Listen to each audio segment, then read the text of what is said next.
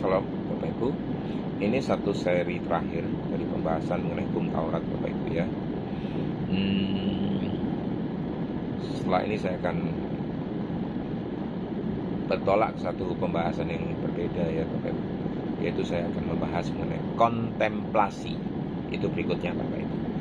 Maka yang terakhir dalam seri pembahasan hukum Taurat ini, saya ingin pembahasan saya yang seperti ini Bapak Ibu. Mana yang benar, membatalkan atau menggenapi hukum Taurat? Topiknya Bapak Ibu ya. Ada ayat-ayat yang mengatakan membatalkan hukum Taurat, tapi ada juga yang menekankan menggenapi hukum Taurat. Mana yang benar sesungguhnya? Ini pertanyaan penting Bapak Ibu ya. Sering membingungkan banyak orang Kristen ya. Apakah Yesus itu membatalkan hukum Taurat atau justru menggenapinya? Ini ya. Jawaban Alkitabiah dan teologisnya adalah begini Bapak Ibu. Yesus tidak membatalkan hukum Taurat di dalam arti meniadakannya, tetapi justru ia menggenapi seluruh tuntutannya, seluruh tuntunannya, sehingga umat percaya tidak lagi berada di bawah hukum itu.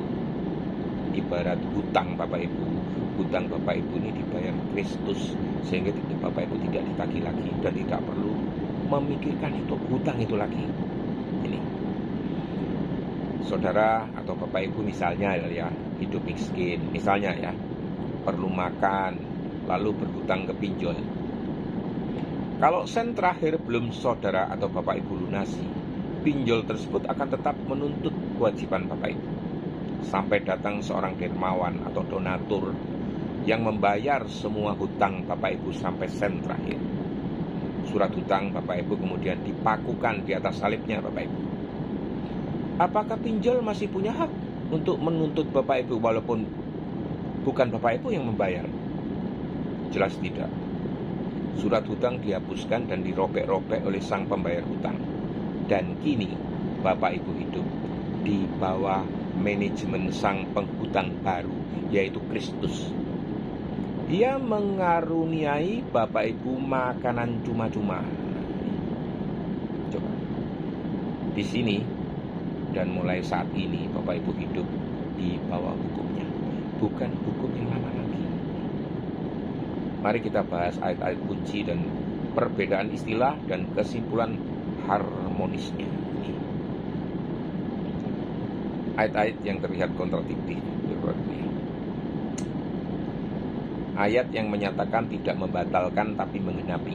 Ini Bapak Ibu bisa baca di Matius 5 ayat 17. Yesus berkata, janganlah kamu menyangka bahwa aku datang untuk meniadakan hukum Taurat atau kitab para nabi. Aku datang bukan untuk meniadakannya, melainkan untuk menggenapinya. Ingat Bapak Ibu, Mesias lahir dan mati di masa hukum Taurat masih berlaku di tengah-tengah bangsa Israel. Dan Yesus menjalani tradisi Taurat selama masa hidupnya. Jadi, Yesus tidak membatalkan hukuman sebagai firman Tuhan. Tidak. Sebaliknya dia malah menggenapinya. Apa saja Bapak Ibu yang digenapi? Ya, apa yang ada di dalam Taurat itu? Misalnya, nubuat nabi-nabi tentang kedatangannya misalnya. Tuntutan moral hukum, melakukan secara lengkap semua aturan misalnya. Korban penghapus dosa. Ini malahan Kristus menggantikan korban dengan dirinya sendiri, menggenapi dia. Dan simbol-simbol hukum Taurat, misalnya mengenai upacara, ya, liturgi atau tata cara ibadah. Ini. Ada ayat-ayat yang menyebut hukum dibatalkan. Ini, ya. Opsi kedua, ada ayat-ayat yang menyebut hukum dibatalkan. Efesus 2:15. Dengan menghapus hukum Taurat beserta segala perintah dan ketentuannya untuk menciptakan keduanya menjadi satu manusia baru di dalam dirinya. Kolose 2 ayat 14. Dengan menghapuskan surat hutang yang oleh ketentuannya mendakwa dan mengancam kita, itu ditiadakannya dengan memakukannya pada kayu salib. Jadi yang dibatalkan itu bukanlah prinsip moral Taurat, melainkan pertama, hukum seremonial, misalnya upacara dan ritual-ritual Yahudi. Hukum-hukum yang memisahkan untuk orang-orang Yahudi dan non-Yahudi. Karena kasih karunia berlaku untuk semua bangsa, bukan untuk bangsa Yahudi saja, Bapak Ibu, ya. Dan tuntutan hukum terhadap keselamatan manusia ini tidak ada, ditiadakan. Karena apa? Iman dalam Kristus adalah iman kasih karunia itu. Jadi apa artinya menggenapi hukum Taurat? Yesus menggenapi hukum itu dalam arti menghidupi seluruh hukum dengan sempurna, ya. Ingat, Yesus itu hidup di masa Taurat tadi, di masa Taurat masih berlaku, ya. Ibrani 4 ayat 15, ya. Ayat belakangnya itu ada tertulis tidak berbuat dosa. Itulah sebabnya ia mampu menggenapi hukum, baik. Manusia yang 100% manusia dan 100% Allah sudah pasti bisa menggenapinya. Dan itu cuma satu, Yesus sendiri. Meskipun demikian, dia taat 100% pada Taurat. Sesuatu yang tidak bisa dilakukan manusia. Karena hukum Taurat 100% sempurna, Bapak Ibu. Dan Yesus 100% taat. Nah ini, maka tergenapilah hukum itu pada dirinya.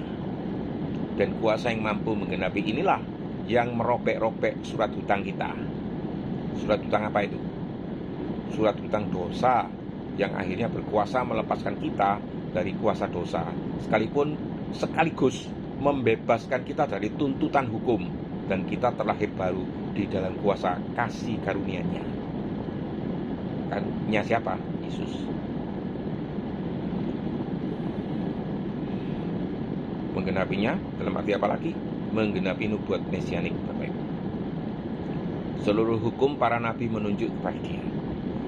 Bapak Ibu bisa baca di Lukas 24 ayat 27. Dia tertulis di dalam seluruh kitab suci, mulai dari kitab-kitab Musa dan segala kitab nabi-nabi, Bapak Ibu, ya. Menggenapi hukum korban dan hukum seremonial, ritual-ritual, upacara keagamaan. Yesus adalah anak domba Allah yang menggantikan sistem korban di dalam imamat sekali untuk selamanya. Kalau pakai korban binatang, ya setiap ada dosa, korban binatang. 100 dosa, 100 binatang. Ibrani 10 ayat 1-10 menggambarkan pengorbanan Kristus menghapus kebutuhan korban binatang. Ini.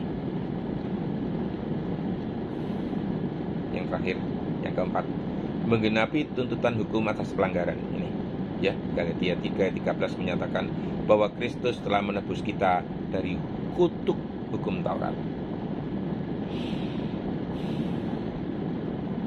Jadi harmonisasinya itu bagaimana, Bapak Ibu? Harmonisasinya bukan dibatalkan, Bapak Ibu, tapi digenapi dan disempurnakan. Ini.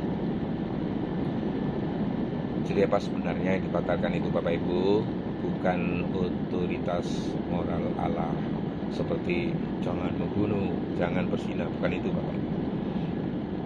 Tapi sistem hukum sebagai cara pembenaran dan syarat keagamaan lahiriah. Di Roma 10 ayat 4 tadi. Sebab Kristus adalah kegenapan hukum Taurat, sehingga kebenaran diperoleh tiap-tiap orang yang percaya kepadanya.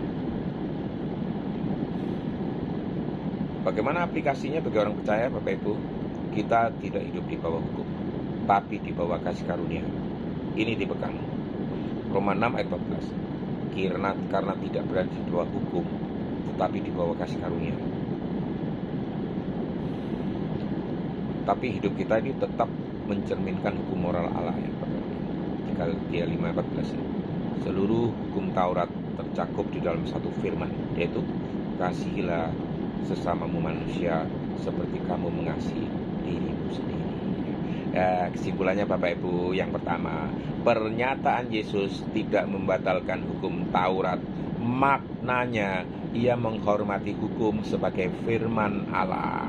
Ini, Yang kedua, peringatan Yosua menggenapi hukum Taurat, maknanya ia taat sepenuhnya. Menggenapi korban, nubuat, dan menghentikan sistem hukum untuk keselamatan. Maaf, ini peringatan Yesus maksudnya, bukan Yosua ya. Pernyataan hukum Taurat dibatalkan, maknanya di dalam arti tidak lagi berlaku sebagai syarat keselamatan atas pemisahan antara bangsa Yahudi dan bangsa non-Yahudi. Karena hukum kasih karunia ini sudah berlaku untuk kita juga, untuk semua bangsa ya. Sedangkan hukum Taurat itu hanya untuk bangsa Yahudi, bangsa Israel. Demikian Bapak Ibu, sekian pencerahan saya kali ini. Terima kasih. Shalom.